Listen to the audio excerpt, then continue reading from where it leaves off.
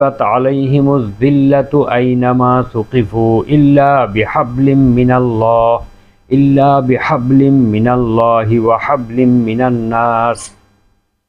অর্থাৎ আল্লাহ প্রদত্ত এবং মানব প্রদত্ত মাধ্যম ব্যতীত তারা যেখানে যাবে সেখানেই তাদের জন্য লাঞ্ছনা এবং অবমাননা পুঞ্জীভূত হয়ে থাকবে।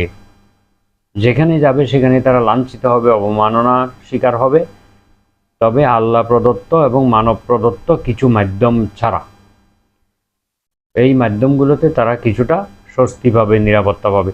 আল্লাহ প্রদত্ত এবং মানব প্রদত্ত মাধ্যমের অর্থ হলো যাদেরকে আল্লাহ পাক নিজের বিধান অনুসারে আশ্রয় এবং অভয় দিয়েছেন, যেমন অপ্রাপ্তবয়স্ক বালক এবং রমণীকুল এবং এমন সাধক বা উপাসক যে মুসলমানদের সঙ্গে কোনো যুদ্ধে অবতীর্ণ হয় না, তারা নিরাপদ আশ্রয়ে থাকবে। তাদের উপরে কেউ কোনো হস্তক্ষেপ করতে পারবে না।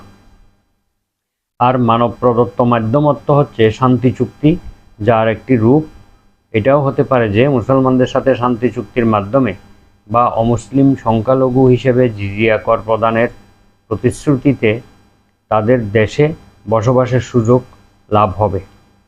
কিন্তু কোরআনের আয়াত মিনান নাস বলা হয়েছে, এখানে মিনাল মুসলিমিনা বলা হয় নাই, অর্থাৎ মানুষের মাধ্যম ব্যতীত মুসলমানদের মাধ্যম বলা হয় নাই।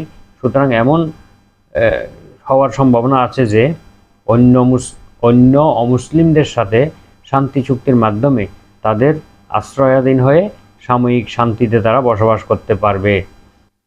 ইহুদিদের দুই অবস্থা ব্যতীত সর্বত্র এবং সর্বদাই লাঞ্ছিত এবং অপমানিত হবে।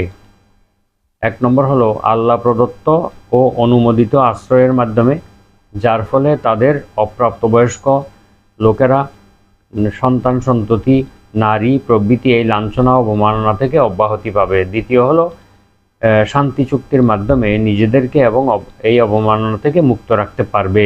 এই চুক্তি মুসলমানদের সাথেও হতে পারে কিংবা অন্যান্য অমুসলিম জাতির সাথেও হতে পারে। তাহলে তাদের আশ্রয়াধীন থেকে তারা এই লাঞ্ছনা, গঞ্জনা এবং অবমাননা থেকে রক্ষা পেতে পারে। বর্তমান যে অবস্থা তা এই কোরআনের আয়াতের সাথে সম্পূর্ণ সামঞ্জস্যপূর্ণ। তারা অন্যের আশ্রয়াধীনে, অন্যের সাহায্যপ্রাপ্ত হয়ে মানুষের আশ্রয়ে তারা শান্তিতে আছে। না হলে কিন্তু তারা নিজস্ব স্বাধীনতার, নিজস্ব সার্বভৌম ক্ষমতা নিয়ে তারা কিন্তু টিকে নেই। পবিত্র কোরআনের এই আয়াত দ্বারা এটাই প্রমাণিত হয়। তো আল্লাহ বলছেন তাদের উপরে এই লাঞ্ছনা এবং দারিদ্র্য চাপিয়ে দেয়া